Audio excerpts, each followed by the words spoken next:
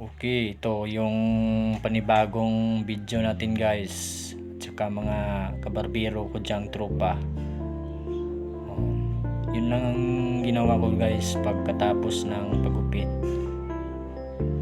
Ano lang ako kuha ko lang ng video at saka putos pagkatapos yung edit. Kasi pag gusto niya, yun lang. Inunan ko lang video, pag hindi naman natin pilitin. Kasi meron naman din mga client na hindi gustong pagkuna ng video or saka gustong mag live. Yun lang.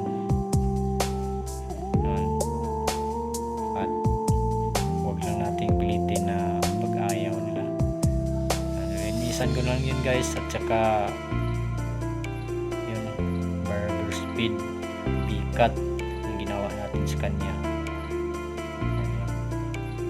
Linisan pagkatapos inayos ang forma para maayos naman at saka pugi.